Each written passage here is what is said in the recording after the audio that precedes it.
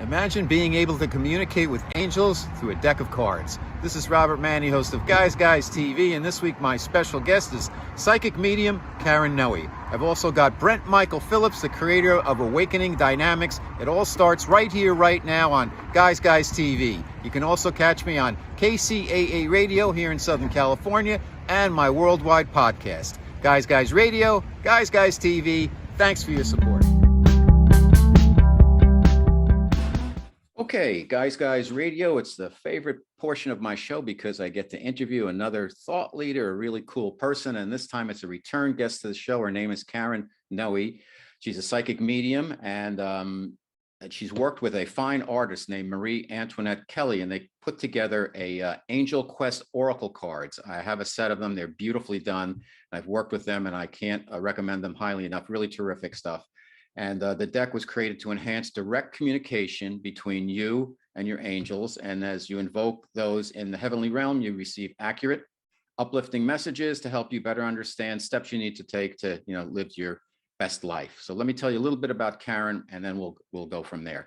Since best-selling author Dr. Wayne Dyer left the physical plane in 2015, Karen has been receiving profound messages from him for his family and for the world as we know, and Wayne comes through with a group of other celestial beings called the We Guides that include St. Francis of Assisi and numerous other angels and ascended master. Karen is a author of so many books: We Consciousness, as I mentioned, Your Life After Their Death, A Medium's Guide to Healing After Loss, Through the Eyes of Another, A Medium's Guide to Creating Heaven and Earth, By Encountering Your Life, Review Now, and just so much more. And we're going to talk about today, the main focus of our discussion is going to be this new Angel Quest Oracle deck. It's really amazing. So my very special guest, Guys Radio, thank you, Karen Noe, for coming back to the show.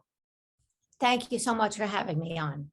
My pleasure. So let's start at the beginning. For some folks who may not be familiar with you, how have you always been able to connect with angels, and how did this all begin? Oh my goodness. I was always psychic as a child. I would have dreams that would come true, precognitive dreams.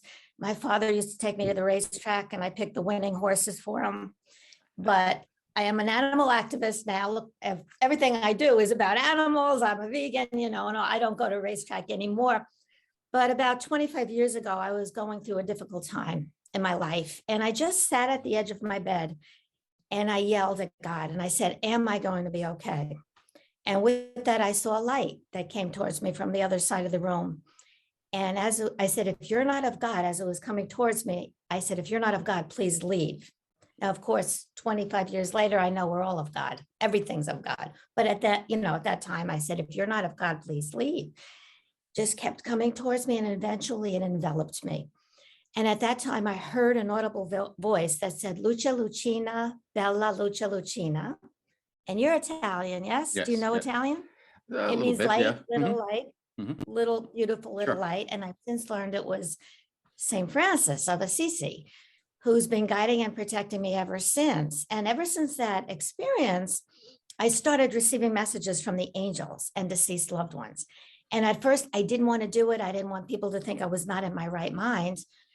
But the more I shared the messages I received, the more peace I gave to these people, things that I would never have known. And the rest is history. This is that in a nutshell. It's a long story, but eventually I started working in the back of a hair salon, doing Reiki on people. And then that caught on. And eventually I was booked months ahead of time, then years ahead of time. Okay. And the rest is history. For you, Karen, was there any particular angel or entity or ascended master that came through to you to kind of help you clarify what your gift was and your purpose? It's kind of, and I didn't know it at the time. That's a very good question. Nobody ever asked me that. At the time, I didn't realize I had the We Guides with me, which was in a later book that I wrote. But it was like a downloaded message of this is what to do this. My intuition increased. And it was just an amazing, huge angelic presence rather than just one angel. It felt like a group presence, if that makes sense. And now I've learned it was the We Guides.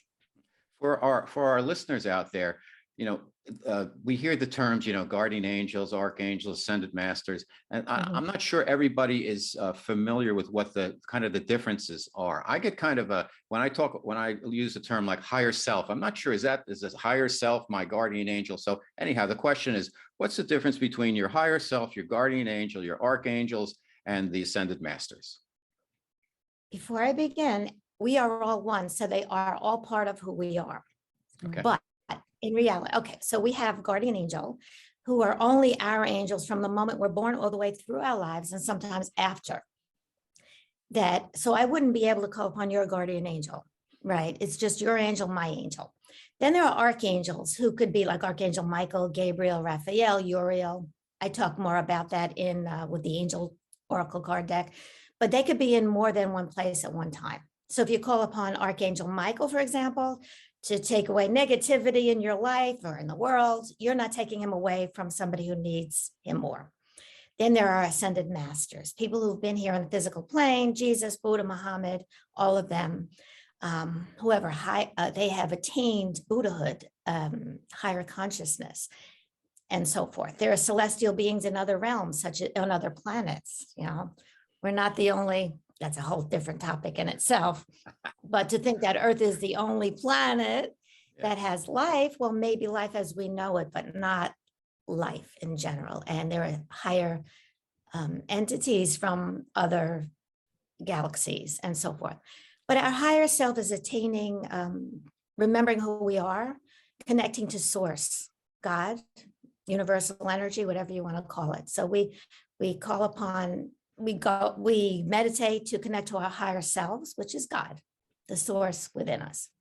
Okay, very good. Thank you. So the other thing we talk about sometimes is, connecting with our deceased loved ones, and you do a lot of work in that area. And it's interesting reading your book, We Consciousness, about Dr. Dyer.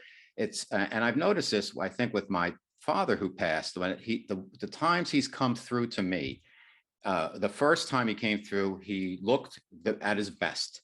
He looked at the right age, and he just showed up in my dream, and he was there, and there was no doubt about him. That was him. Yet in other times, I sense that he is now part of something more. Like one part of himself was my dad, and the other part of himself was all the other lives or whatever that he's led. And he's part of something that's bigger than that. Maybe he's in a different soul family or soul group or whatever. And I think you mention all of that when you talk about Dr. Dyer in We Consciousness. Could you elaborate, please, Karen? That was profound. First of all, you're getting amazing dreams. A lot of my clients would love those types of dreams. They're begging their deceased loved ones to come in a dream.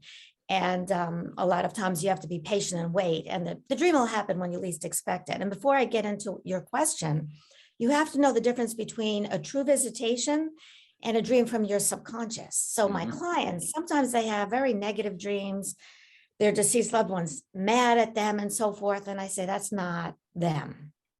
When you're having your dreams, though, that's really your dad. That's your dream. I mean, they usually come as the age they would like to be remembered as. Sometimes it's 35. Many times it's like 35-ish.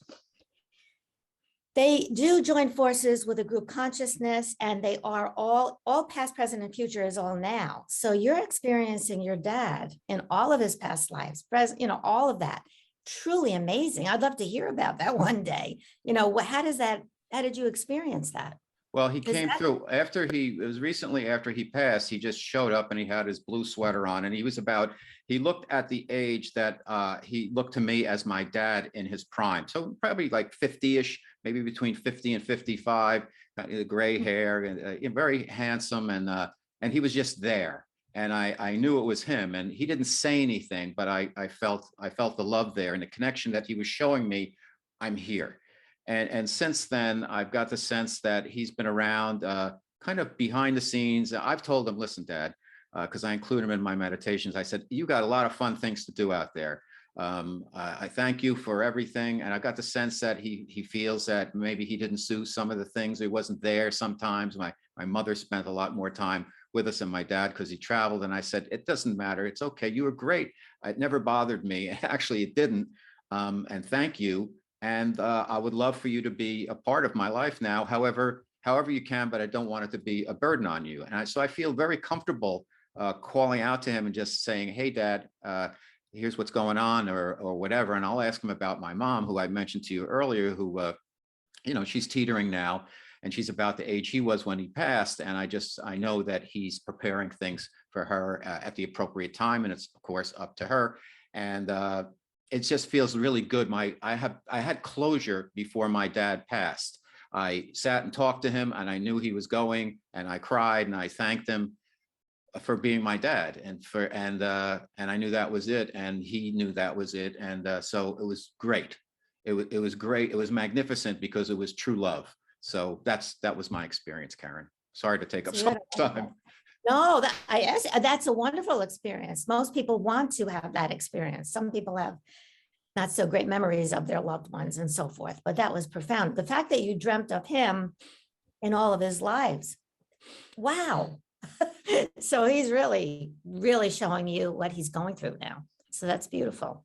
It's also interesting, and then we'll move on, that I don't think anybody in our family got to know who he really was. It was a lot of stuff he was working on kind of behind the scenes, if you will. And I won't get into that we didn't know about, but he was my dad, and he was a really interesting guy. And I'm more than filled with gratitude for the time we spent on the physical plane together. And I know when it's my turn to pass, I know he'll be the one to greet me initially. So I hope so. Beautiful. Yeah. So anyhow, Yeah. what are some of the signs when we're talking with angels? We're trying to communicate with angels, or communicating with them, Karen. And by the way, Karen Noe is my special guest on Guys Radio. We're going to get into her angel deck in a minute. But what are some of the signs that angels have when they communicate with us? How do they communicate with us? Well, first of all, we have to raise our vibration so it's more on par with the energy of theirs. And there's many ways to do that.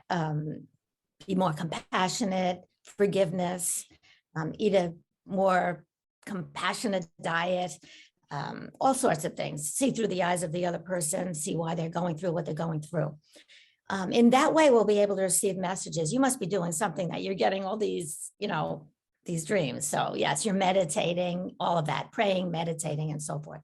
But if you're not able to feel them, they love to give us signs to let us know they're with us.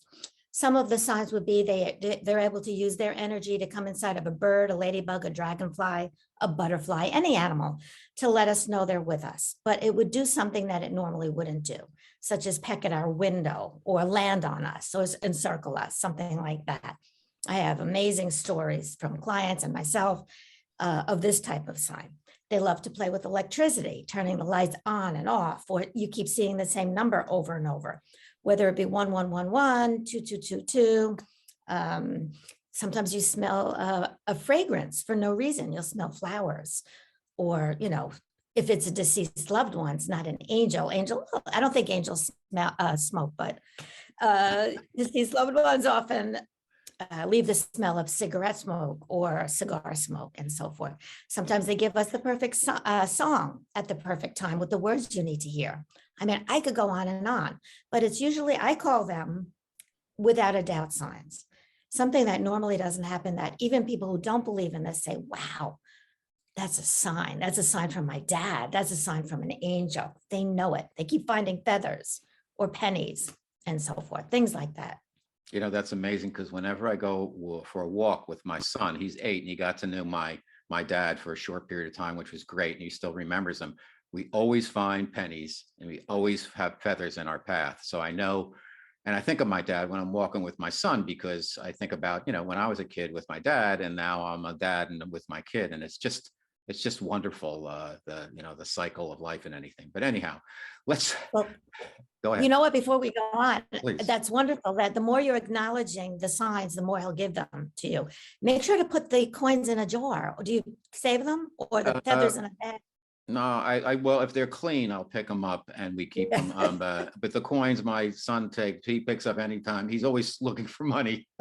So we haven't kept them separately, but maybe that's a good idea from now on. Yeah, you'll see how many you're getting. It's amazing. Cool. So let's talk about this deck. It's called the Angel Quest Oracle deck. It's Karen Noe and your partner, Marie Antoinette Kelly.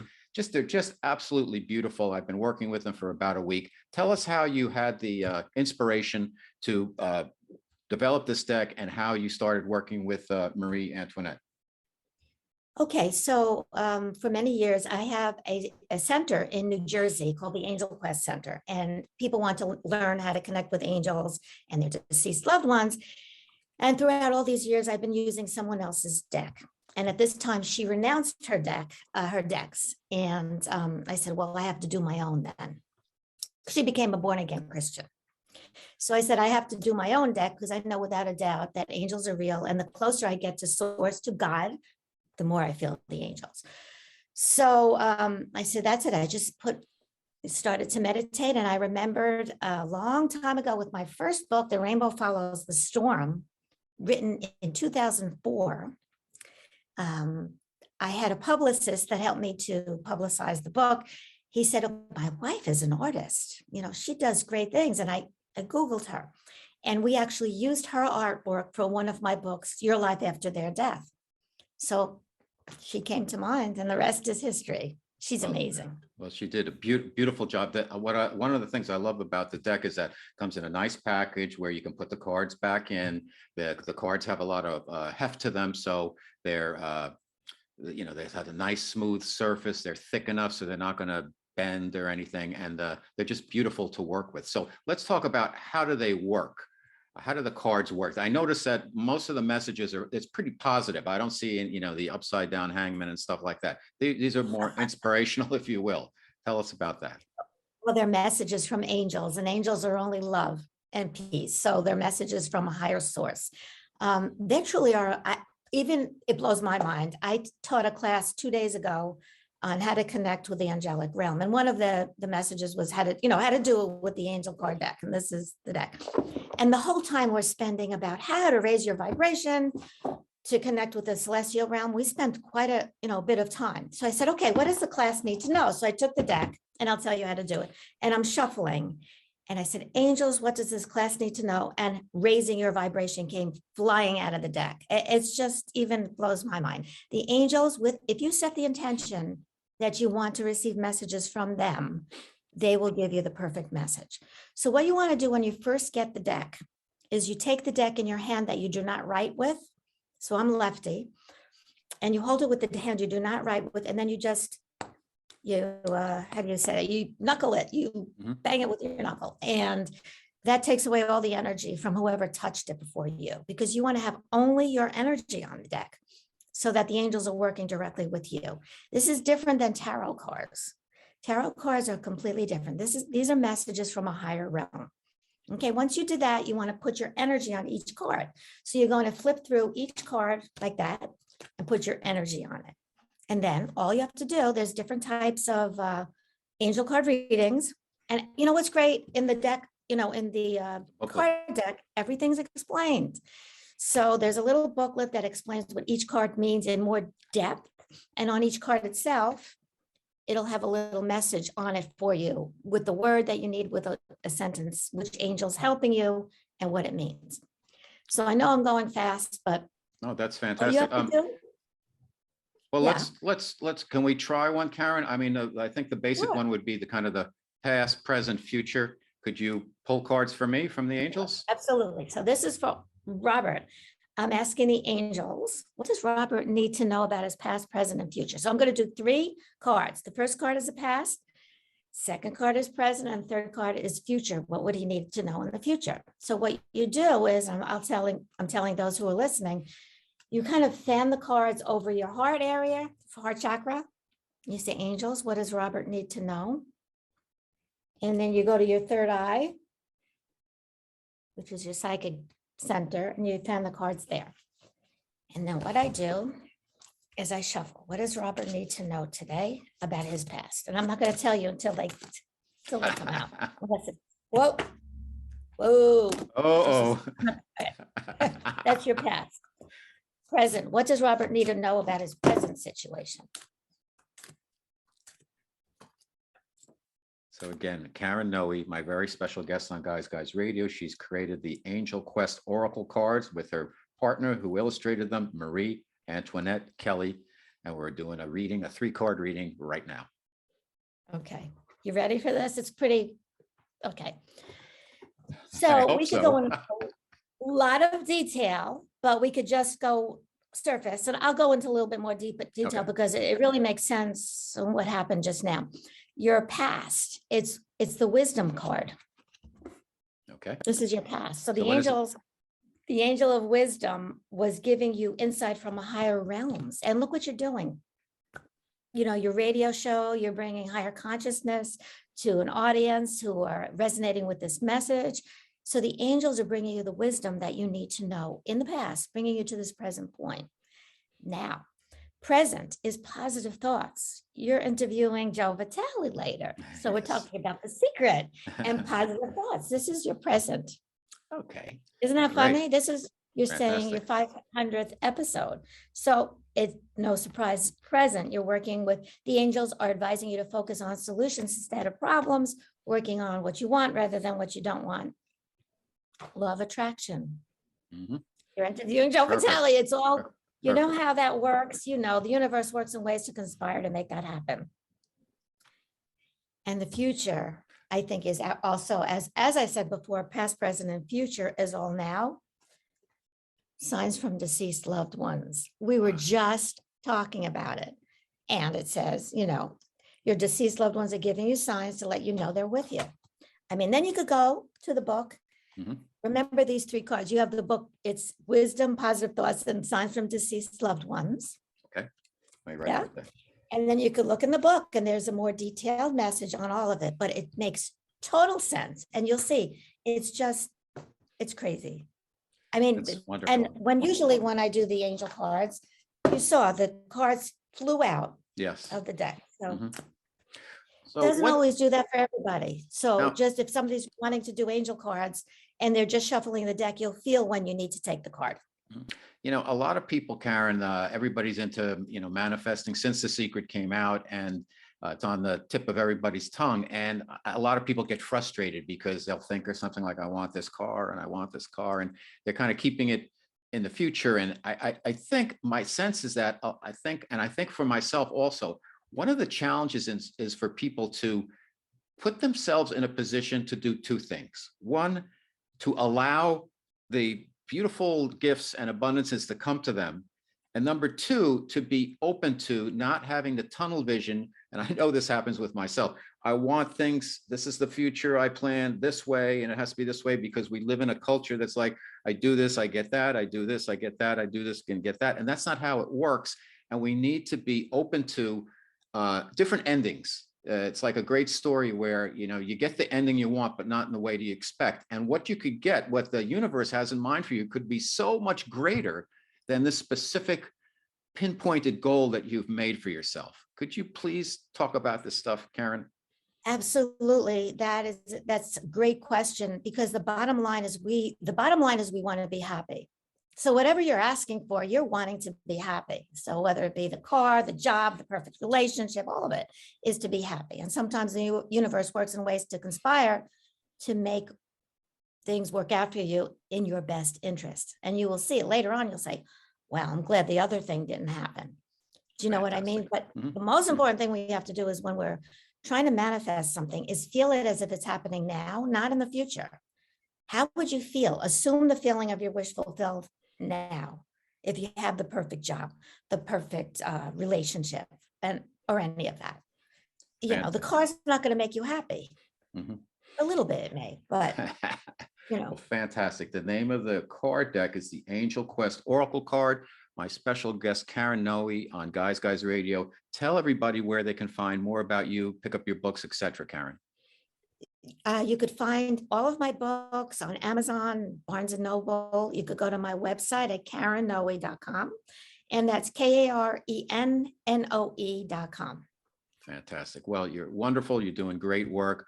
I'm always so appreciative of your coming on the show. I hope you'll come back again. And until then, all the best to you. And thank you so much, Karen.